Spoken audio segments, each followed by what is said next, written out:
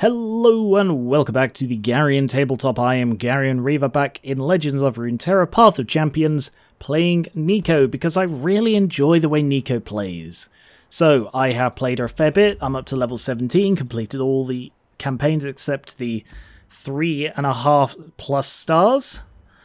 I have got the Corrupted Star Fragment and the Gwynsu's Rage Blade because she's all about attacking to trigger effects. And this way she can eat her companions and not only survive longer, be more powerful, but also it allows to have more of a turnover of things.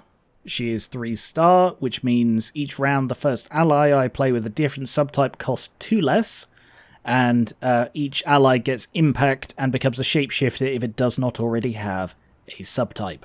So let's go for the Galio campaign. Let's pray for a good power. Right, that one isn't bad. That one's okay.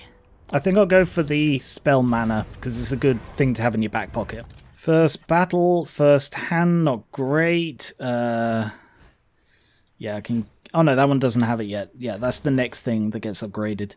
That'll have always draw first. Okay. Because it's -2, these both go down to 0 cost, and then when I play one of them, the other one will go down to 0 cost. So this guy is, if one of my units dies, they summon something extra, so I do need to play that one first. I will...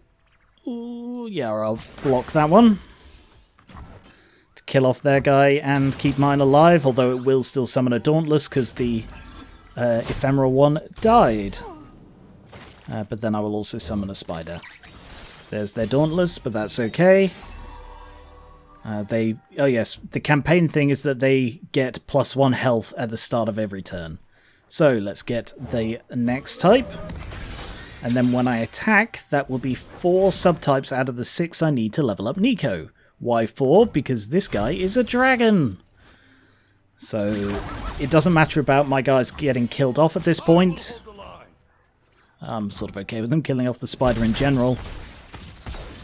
It's really good to draw Neeko early, well, obviously, because she, especially with the Corrupted Star Gem, because she just starts eating allies and becoming more powerful, and she can just become unstoppable very quickly. Right, I'm going to go with this one to weaken one of their guys, because 6 attack is a fair bit. And then let's get the cat, who will gain 4 and 4 because of the 4 different subtypes already in play. So that scared him into not attacking. Still no Neeko, that's a shame. But if I play the Lionhawk, I'll go for the Redouble Valor.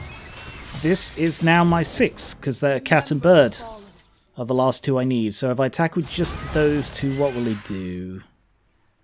No, it's not worth sacrificing my guys because he will summon more. Yeah, none of my guys will actually die. Oh, one will because he's the only thing with a high enough attack to actually kill something of mine. Brilliant. Okay, and I'll play Infinity. Ooh, that's pretty good for this build. Alright, so this should thin down his army a bit. Which is, of course, a big threat when it comes to Demacia. Oh, yeah, okay, that's fine. He's still killing 1. The thing with Demacia is they build up an army and then smash things, so this will trim the army a little, not a lot. Well, barely at all, because they're going to summon one for killing one of my guys. Yeah, okay, that didn't do as much as I was hoping. And they're summoning something else, but I will play the Cosmic Inspiration to give all of my guys a bigger buff. Because Neeko's thing is that she starts on an attack giving everything with a subtype +1/1.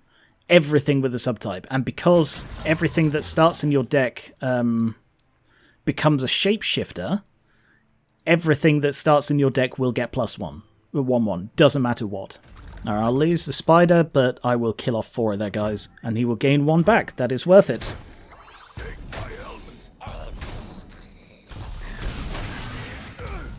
So throughout this whole fight, that is the first health I've lost, and he's down to 4, so... Oh, he did play something else. Damn. Oh, damn. Alright, he's almost out of cards though, so hopefully I'll draw Neeko. I don't have that many cards in my deck, so I should. Yeah! So she has got the 6 of 6. I'll go with the cat, just because it gives me something I don't already have. So let's go with the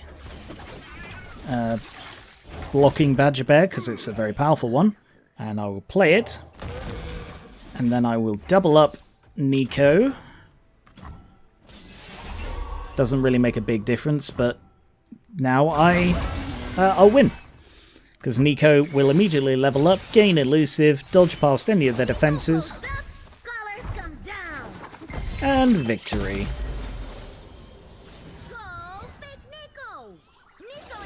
So she buffs everything, eats her ally, and then attacks with 17 attack the turn I play her. And she's like a 3-3 by default, so 17-19 on the turn I play her. That's pretty good.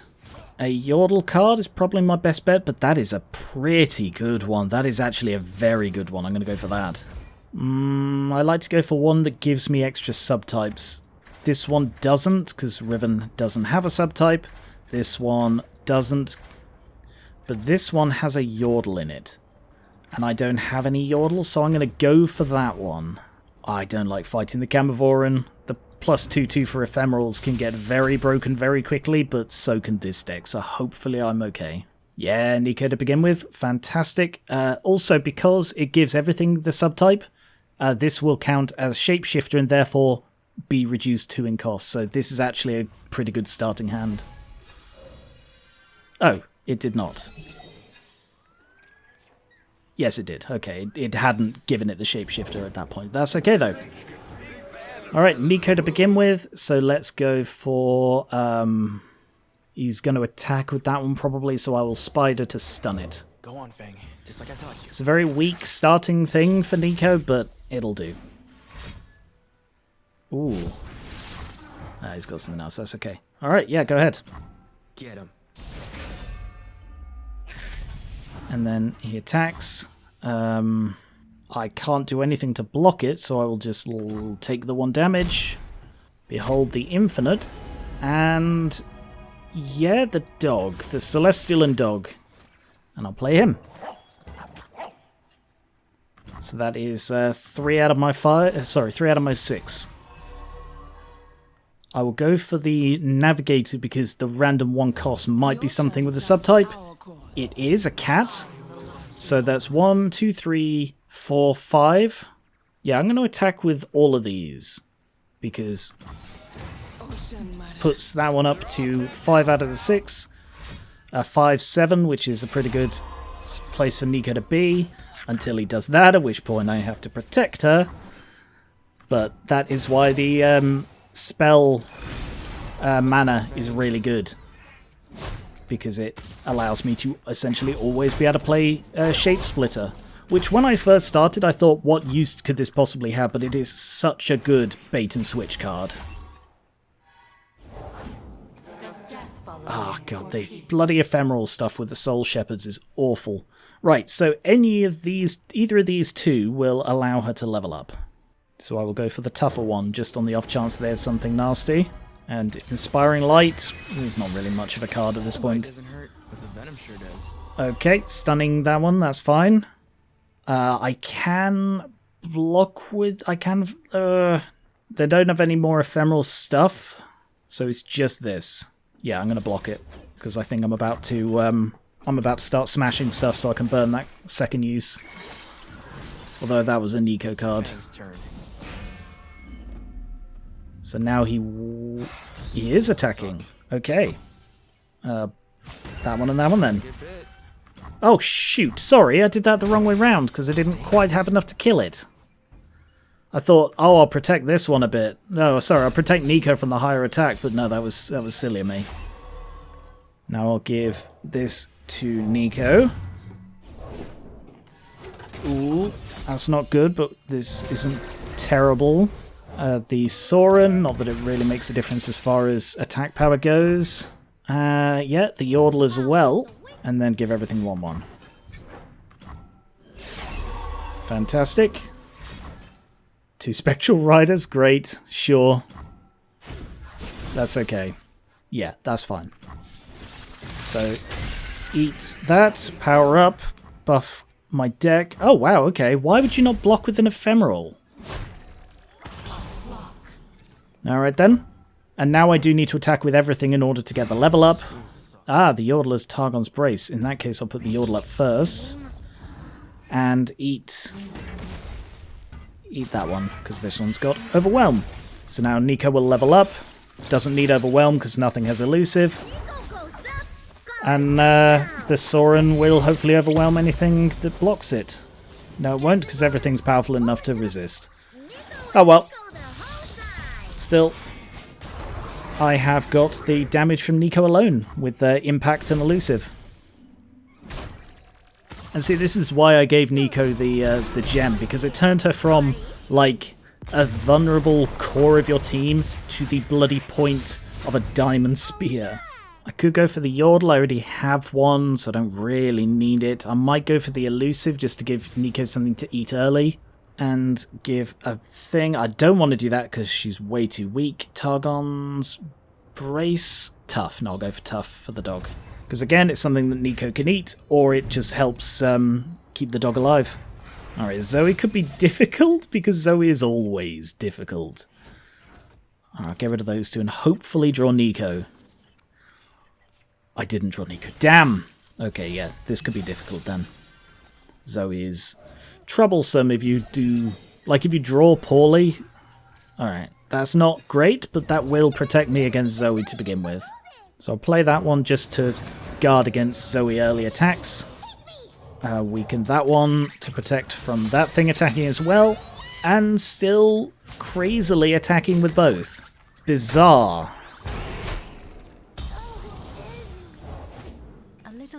And then one more thing, which doesn't help at this point, but okay.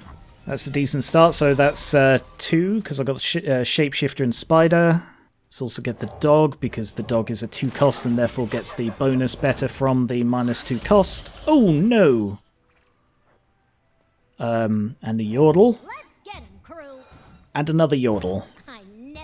I'm burning my entire bloody hand at this point. Buff the Ephemeral, buff the dog to keep him alive, and attack with everything. Alright, so that's what? 5? And that's 5? Yeah, it is. 5 out of 6. Alright, so I'll lose the Spider and a Yordle. I don't think it's worth burning the Shape Splitter on saving the Spider. Like, either way, the dragon will power up, so I'm not going to, like, protect it from that. But this way... Yeah, that's okay, though. Alright, Zoe's down to 11. That's not bad after, like, 1 attack. But I'm down to nothing now. So I'm on fumes. Just running on fumes entirely right now. I reckon he's going to grab that one, so I'll protect it. That's okay. I don't target enemies with spells much in this deck. Alright, Dragon's fine. Sorry, Narwhal's fine. I'll save the dog, though. It's because it's good to have the dog saved, really. And I lost 1. That's okay. Alright, I need to draw Neeko. Damn it! Alright. Well, that's my 6th, but... none of those are great. Go for Shield of Durand, but that's not very good. Yeah, I'm in trouble here. Alright, if I do this, then he'll have to block the dog with the dragon. And that means he's gonna have to sacrifice something if he wants to block the bird as well. Shield me. Yep, that works. And which one do I want to save? I will save the dog because this way that doesn't feed the dragon, and it has Fury, which I can feed to Neeko. Alright, that's okay. I need to draw Neeko, though. I am so screwed. Oh, no, he's got... Oh, I drew Neeko, but I think that's too little too late at this point. Alright, let's go for that one for the Manifest. Elnook, yes.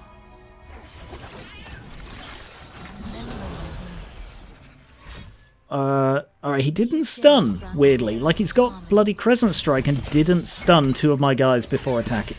Alright, how do I do this? I'm gonna take a big hit, but it's a champion fight. It doesn't really matter.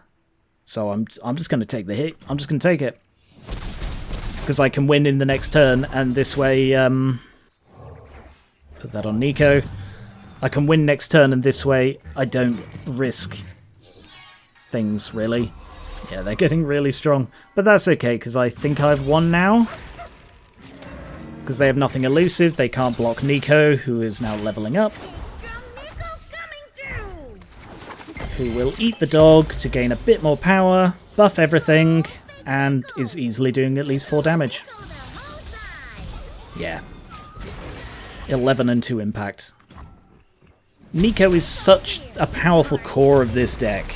Something I've learned is that this does not match with her disguise. Like, if you get this and you use the disguise, it will not create a second one. So let's re-roll. Quick attack. I mean, quick attack is useful for her. It's not necessary. She becomes elusive, but it does help keep her alive in the meantime. I can make everything a dragon. Let's definitely do that. And let's go for the mage, because the Mist Wraith can snowball. To Neeko, I don't need both of those, so I will get rid of those two. So Misfortune counts as a shapeshifter because she doesn't have another subclass, subtype, and a dog as well. Confine and contain. Alright, we will go with Neeko first, and dog or cat. Alright, normally I go for the puff cat pup, but I already have 2 other dogs in my hand, so I should go for the one that is not a dog. And then the dog. He's attacking with all 3. Survive that. Kill off that one. Yeah. Only take 1 damage. She starts powering up from the dragon. Also, in case you're unaware, the dragon works when she eats people. So she will actually get the fury bonus from eating her own allies, which is hilarious. Misfortune, who I didn't realise had Phage. Nice. That makes her bloody survivable as well, because normally she's really awkward to keep alive. So, see, Fury and buff, and quick attack, so... Yeah, I think Misfortune's actually a fairly decent pairing with this deck, because all of Neeko's abilities trigger on the attack. Like, I have to attack to make them contribute towards her level up, and she has to attack to trigger her leveled up ability, which I can't see right now. Let's go for the spider to weaken that one. This deck has rather incredible sort of control powers. It's all about like weakening and stopping them from targeting the ones that they want to target. Meanwhile, you're sort of raising the entire tide. Here it is. Yeah, grant allies that have a subtype everywhere on the attack. So she has to keep attacking in order to use her own ability. Bird, is that... I think that's all I need now. Spider and bird. Riposte of those. And I do have the mana to use it. Oh no! Okay. That's not a good thing to see. Summoning 4 of those and give them all 2-2. But Neeko is leveling up, and this should be all I need. So just attack with everything? Yeah. Because she'll eat the bird, she'll level up, eat the bird, power everything up by 1-1, eat it, and she does power herself up as well. It's allies everywhere rather than like other allies. So she may have the, yeah, she does actually have the 22 on her own. 19 attack and 3 impact. That is so fun. Go ahead.